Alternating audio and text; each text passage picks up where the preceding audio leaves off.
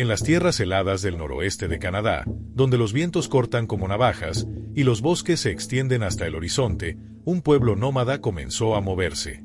Eran los atapascanos, ancestros de los navajos, o diné, como se llaman a sí mismos, el pueblo.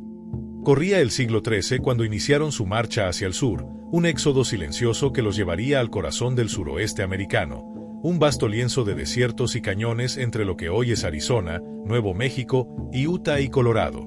No llegaron solos, los indios pueblo ya estaban allí, sus aldeas de adobe erguidas como centinelas, sus campos de maíz susurrando bajo el sol. Los navajos observaron, aprendieron y tomaron. El maíz, los frijoles, las calabazas, todo eso pasó a sus manos, transformándolos de cazadores errantes en un pueblo que podía arraigar. Pero la tierra no era un regalo sin precio. Los pueblos, guardianes de su propia existencia, miraban con recelo a estos intrusos. Hubo pactos, trueques de pieles por grano, pero también choques, flechas silbando en la noche, aldeas saqueadas bajo la luna. Los navajos, organizados en clanes dispersos, no tenían un rey ni un general, solo caciques que hablaban por sus familias. Eran astutos, rápidos, y su vida nómada les daba una ventaja que pronto pondrían a prueba. El año 1540 marcó la primera sombra europea. Francisco Vázquez de Coronado, con su armadura reluciente y su codicia insaciable, atravesó el suroeste en busca de oro. Los navajos lo vieron pasar, pero fue en 1595, con la llegada del gobernador Juan de Oñate, cuando los españoles plantaron su bandera en Nuevo México. Trajeron algo más que espadas, caballos. Los navajos, con ojos agudos y manos rápidas, no tardaron en apoderarse de esas bestias. En una década, eran jinetes soberbios, galopando por las llanuras con una libertad que los españoles envidiaban y temían. Las redadas comenzaron entonces, un asentamiento español al amanecer, el relincho de los caballos robados, el grito de un colono sorprendido. Los españoles respondieron con brutalidad, capturando navajos para las minas de plata, encadenándolos como bestias. Pero los diné no se doblegaban fácilmente. Sus líderes, nombres perdidos en el polvo del tiempo, forjaron una resistencia que resonaría por siglos. La guerra, aún sin rostro, había comenzado. Uno de los primeros líderes notables en la historia temprana de los navajo fue Zarzagoso, un jefe que destacó en la defensa contra las incursiones de los Ute y los españoles. Su visión estratégica y conocimiento del territorio permitieron a los navajo resistir los primeros embates de los invasores. Aunque poco se documentó sobre su vida, se le recuerda como uno de los protectores de Dineta, el territorio ancestral de los navajo. Pero el territorio que ahora consideraban su hogar no era un paraíso de paz. Los Ute y los Comanche, tribus guerreras, competían con ellos por los recursos. Y cuando los españoles comenzaron a asentarse en la región, el conflicto se volvió inevitable. La adaptación había sido su mayor fortaleza, pero ahora necesitarían algo más que eso para sobrevivir. Antes de continuar, te invito a que te suscribas a este canal y me dejes tu comentario. Eso nos ayuda a seguir creciendo para llevarte más historias como esta. El siglo XVII fue un campo de batalla sangriento. Los españoles, con sus cruces y mosquetes, apretaban el cerco sobre el suroeste. Los navajos, ahora montados y letales, eran una espina en su flanco. En 1630, Fray Benavides, un hombre de sotana y ambición, negoció una tregua entre navajos y teguás, pero el gobernador Luis de Rosa, en 1638, tenía otros planes. Incitó a los navajos a atacar las misiones, un juego sucio que desató represalias. En 1641, los franciscanos enviaron una columna punitiva. 40 soldados y 800 aliados indígenas quemaron cosechas navajas y arrastraron prisioneros a Santa Fe. Los diné contraatacaron, sus flechas cayendo como lluvia sobre los asentamientos. En 1661, Bernardo López, con frialdad burocrática, legalizó la esclavitud de los navajos capturados. La respuesta llegó en 1677, una incursión masiva que dejó pueblos españoles en cenizas. El golpe maestro vino en 1680. La gran revuelta del suroeste estalló, y los navajos se unieron a los pueblos para expulsar a los españoles. Fue un torbellino de fuego y sangre, las misiones ardieron, los colonos huyeron, y por 12 años, el suroeste fue libre. Pero el respiro terminó en 1692, cuando Diego de Vargas retomó el control.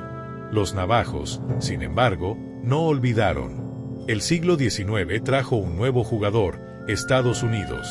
En 1848, el Tratado de Guadalupe Hidalgo entregó el suroeste a los americanos, y los navajos enfrentaron un enemigo de rostro pálido y voluntad de hierro.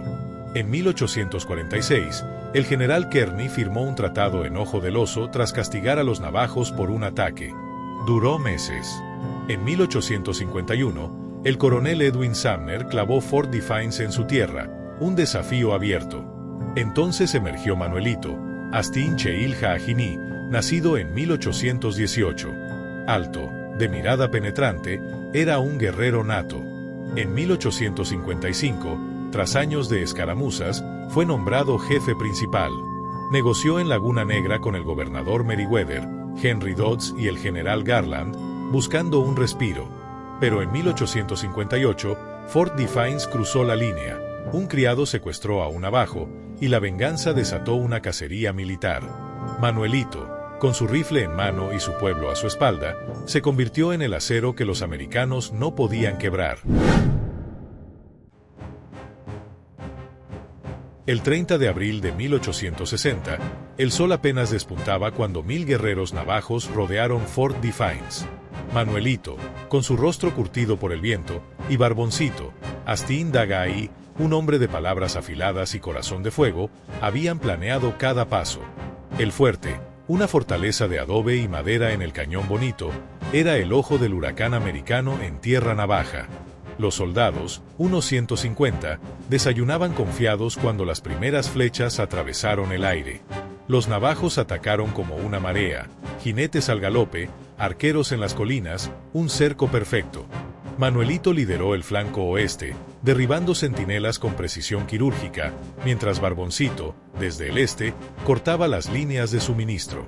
El combate duró horas. Los americanos, parapetados tras muros bajos, disparaban sus rifles Springfield, pero el humo y el polvo los cegaban. Los navajos irrumpieron en el corral, liberando caballos y quemando provisiones. Un teniente, atrapado en una torre, vio cómo su mundo se deshacía. A mediodía, el fuerte estaba al borde del colapso, pero un mensajero había escapado al alba.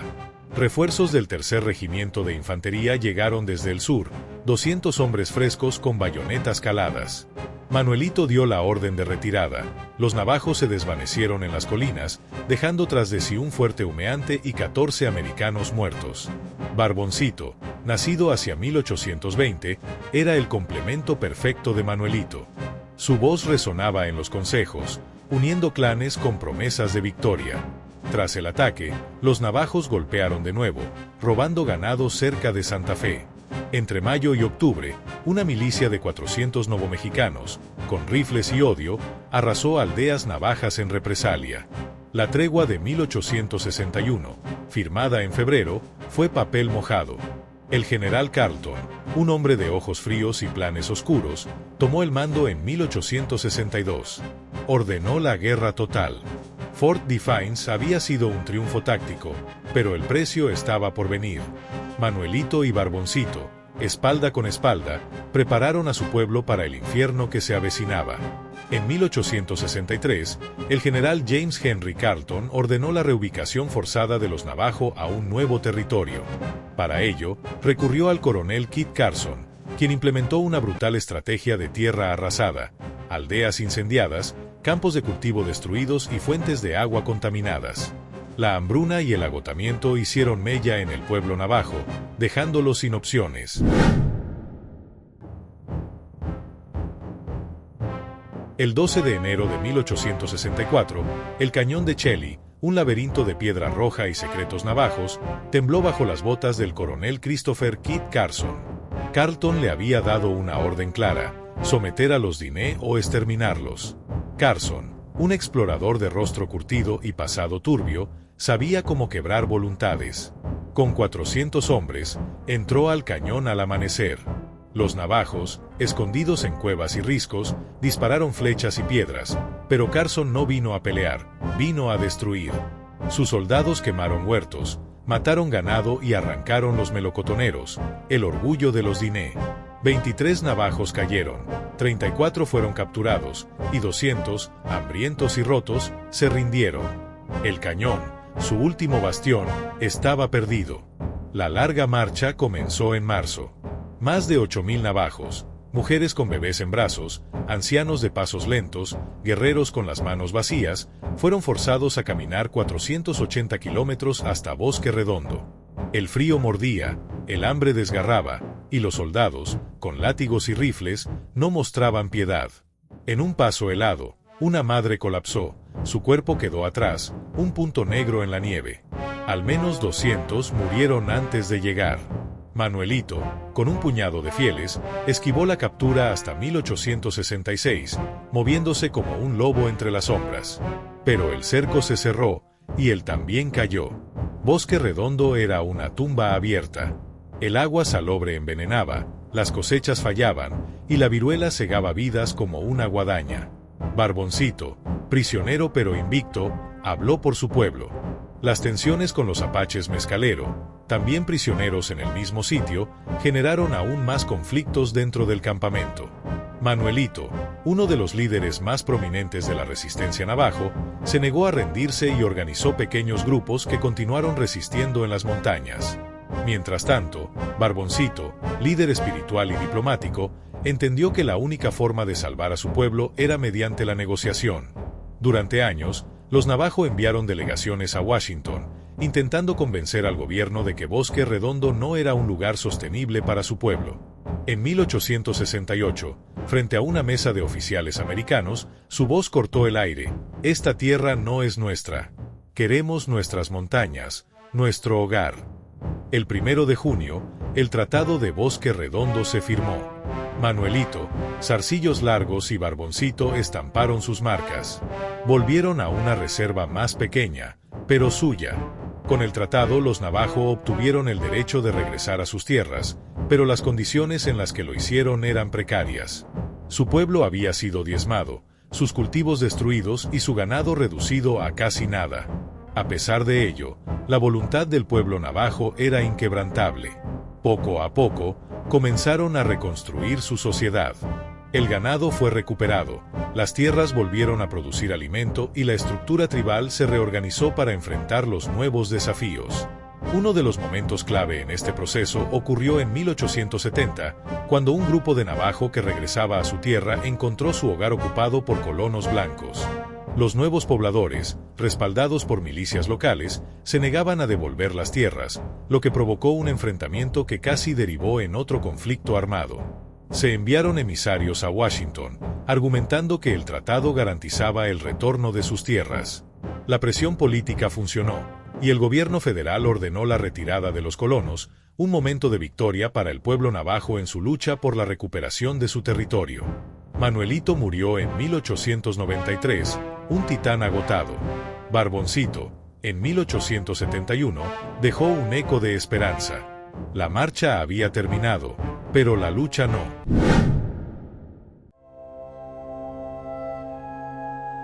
El regreso en 1868 fue un amanecer gris. La reserva, con Window Rock como corazón desde 1936, era un fragmento de lo que habían perdido. Los navajos tomaron las ovejas de los españoles y el arte de la plata, tejiendo una economía frágil pero viva. El siglo XX trajo nuevas batallas.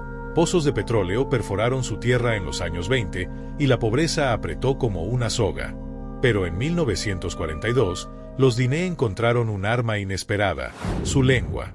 Los codificadores navajos. En un conflicto global donde las comunicaciones seguras eran vitales, el ejército de los Estados Unidos recurrió a un recurso inesperado: el idioma navajo. Así nació el legendario programa de los Cout-Toques, un grupo de soldados navajo que utilizó su lengua para desarrollar un código de comunicación indescifrable por los enemigos. Más de 400 soldados navajo participaron en el programa. Su código era tan efectivo que ni siquiera los criptógrafos japoneses lograron descifrarlo. Los Cout-Toques jugaron un papel decisivo en batallas como Iwo Ujime y Guadalcanal, transmitiendo mensajes en cuestión de segundos que habrían tomado minutos en ser cifrados con los sistemas convencionales.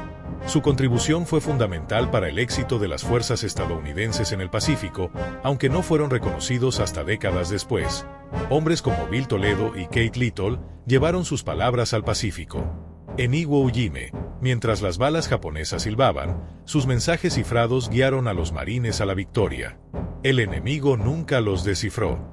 El respeto, esquivo durante siglos, llegó al fin. Durante la segunda mitad del siglo XX, el descubrimiento de yacimientos de uranio en territorio navajo atrajo la explotación minera, pero las comunidades locales fueron expuestas a contaminación y enfermedades sin recibir compensaciones adecuadas. La exposición a la radiación causó problemas de salud entre muchas familias navajo, lo que llevó a una lucha por la justicia y el reconocimiento de los daños sufridos. En 2014, un cheque de $554 millones aterrizó en Window Rock. Ben Selly, con su traje impecable, y Disbot Tom, un hombre de números y paciencia, habían peleado en tribunales contra Washington por décadas de saqueo. Era la mayor compensación jamás dada a una tribu. Aún así, el 40% de los navajos carece de agua corriente, un recordatorio de que la justicia tarda. Con más de 300.000 almas, son la segunda tribu más grande de América. Sus telares cantan, sus ceremonias resuenan, y su espíritu, forjado por Manuelito y Barboncito, no se doblega. En el desierto, bajo un cielo implacable, los Dinés siguen siendo el pueblo. Actualmente, con más de 300.000 miembros y una reserva que abarca partes de Arizona, Nuevo México y Utah, los navajo han logrado avances significativos en educación, desarrollo económico y preservación cultural. Sin embargo, aún enfrentan desafíos, como el acceso limitado a agua potable y servicios de salud en algunas comunidades rurales. La lucha por la preservación del idioma navajo también ha sido una prioridad, con programas educativos dedicados a mantener viva su lengua ancestral.